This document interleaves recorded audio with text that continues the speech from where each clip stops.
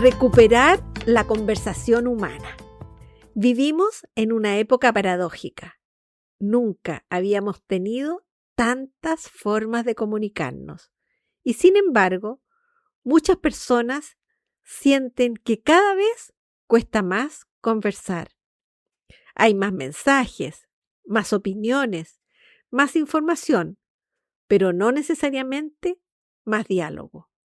Lo primero que necesitamos tener claro es que conversar no es ganar, porque muchas discusiones actuales funcionan como competencias. A veces pareciera que el objetivo no es comprender, es vencer. Pero una conversación auténtica no busca derrotar, busca descubrir. Cuando entramos a una conversación convencidos de que ya tenemos todas las respuestas, lo más seguro es que dejamos de escuchar. Sócrates, el gran filósofo griego, utilizaba preguntas, no para humillar a sus interlocutores, sino para explorar ideas junto a ellos, y su método, el método socrático, sigue hoy tan vigente como hace más de 2000 años atrás. Además, discrepar es inevitable, por lo que hacerlo bien es un arte y también es saludable. Las sociedades avanzan precisamente porque existen perspectivas distintas. El problema no es el desacuerdo, el problema es convertir al otro en enemigo. Podemos cuestionar ideas sin deshumanizar personas. Hay que escuchar para comprender. Y escuchar no significa esperar nuestro turno para hablar, significa realmente intentar comprender lo que la otra persona está tratando de expresar, incluso cuando no estemos de acuerdo. Así, la escucha profunda exige curiosidad, paciencia y humildad intelectual. Hay varias películas que nos enseñan que la escucha activa no se trata solo de oír, sino de validar los sentimientos del otro, mantener la atención plena y saber leer el lenguaje no verbal. Por ejemplo, Intensamente de 2015 ayuda a entender cómo funciona la inteligencia emocional.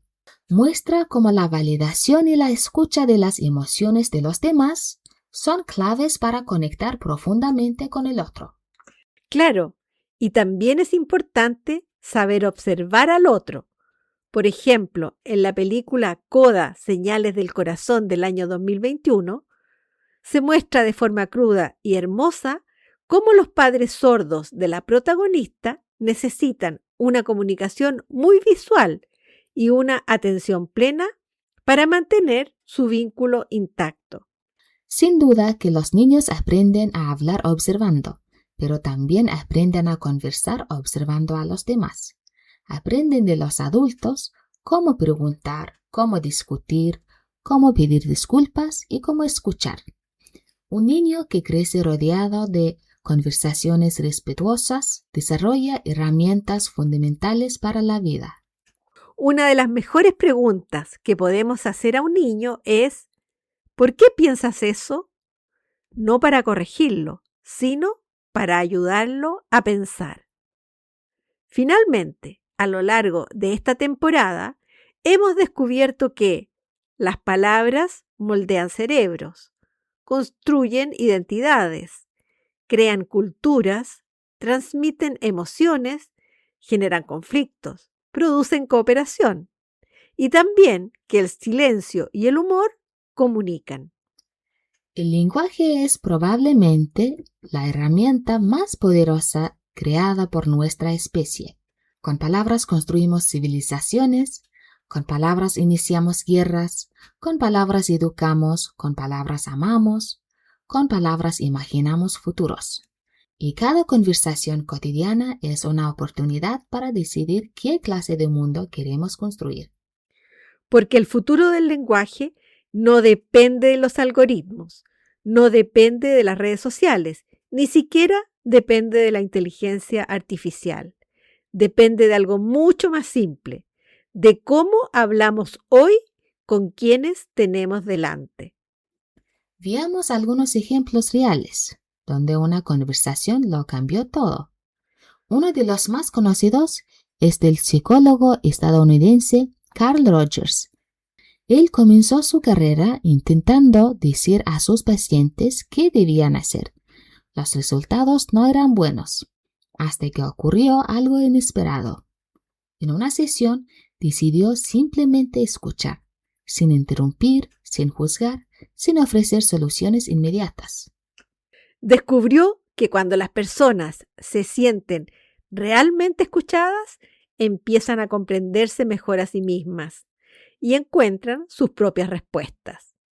De esta observación nació la terapia centrada en la persona, hoy utilizada en todo el mundo. Su gran descubrimiento no surgió de hablar más, surgió de escuchar mejor. A veces creemos que ayudar consiste en dar consejos.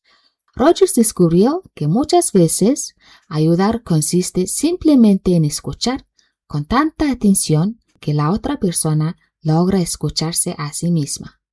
Otro ejemplo memorable sucedió durante la crisis de los misiles en Cuba en 1962, entre John Kennedy, presidente de Estados Unidos, y Nikita Khrushchev, presidente de la Unión Soviética. Durante 13 días, el mundo estuvo al borde de la guerra nuclear. Las posiciones parecían irreconciliables. Sin embargo, además de los discursos públicos, ambos gobiernos mantuvieron conversaciones discretas, intercambiaron cartas personales y buscaron comprender qué necesitaba realmente el otro para retroceder sin humillarse. Finalmente llegaron a un acuerdo. Estados Unidos retiró los misiles instalados en Turquía. La Unión Soviética retiró los misiles de Cuba. El mundo evitó una guerra nuclear. No ganó quien gritó más fuerte, ganó quien siguió conversando cuando parecía imposible hacerlo. Cuando Nelson Mandela, después de 27 años, salió de prisión, muchos esperaban que buscara venganza. Él hizo exactamente lo contrario. Escuchó, incluso a quienes habían sido sus enemigos. Conversó con ellos, comprendió sus temores. No renunció a la justicia, pero entendió que sin diálogo el país terminaría en una guerra civil. Gracias a esa disposición fue posible iniciar la transición democrática. Mandela decía, si quieres hacer las paces con tu enemigo, debes trabajar con él. Entonces se convierte en tu compañero.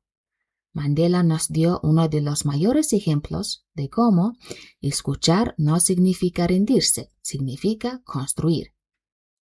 Otro ejemplo son los acuerdos de paz de Irlanda del Norte. Durante décadas, católicos y protestantes vivieron una violencia permanente, atentados, desconfianza, odio. El acuerdo de paz tardó 30 años, no porque faltaran armas, sino porque costó muchísimo aprender a escuchar el miedo, las necesidades y las aspiraciones del otro. El resultado fue uno de los procesos de paz más exitosos de las últimas décadas, conocido como el Acuerdo del Viernes Santo del 10 de abril de 1998. También en las ciencias ha habido conversaciones impactantes. Una de ellas fue el proyecto del genoma humano. Participaron miles de científicos, más de 20 países, laboratorios distintos, idiomas diferentes, competencia científica. Aún así, lograron cooperar compartiendo datos, revisando resultados y dialogando continuamente.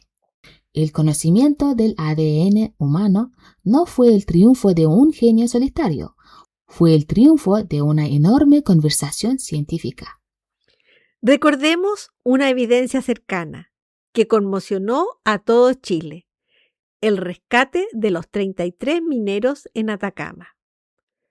Cuando los mineros quedaron atrapados a casi 700 metros de profundidad en la mina San José, no sobrevivieron únicamente gracias a la comida, sobrevivieron porque lograron organizarse, escucharse, distribuir responsabilidades, resolver conflictos, tomar decisiones colectivas. Cuando finalmente fueron rescatados, muchos señalaron que la comunicación permanente fue tan importante como los suministros. En condiciones extremas, conversar también salva vidas. Además, hay muchos ejemplos cotidianos, como ese matrimonio que lleva meses discutiendo porque uno cree que el otro ya no lo escucha. Finalmente deciden dejar de responder para empezar a preguntar: ¿qué necesitas realmente? ¿Qué fue lo que te hizo sentir así? Por primera vez, ambos descubren que el conflicto nunca fue por quién tenía razón. Era porque ambos llevaban meses sintiéndose solos. La conversación no cambia el pasado, pero cambia completamente el futuro. Ese es el poder del lenguaje, cuando se usa para comprender. La historia suele recordar a quienes pronunciaron los grandes discursos, pero muchas veces olvida algo aún más importante: las conversaciones silenciosas que ocurrieron antes, las preguntas que evitaron una guerra, la escucha que permitió un descubrimiento científico, el diálogo que reconstruyó una familia, el desacuerdo que terminó en un acuerdo.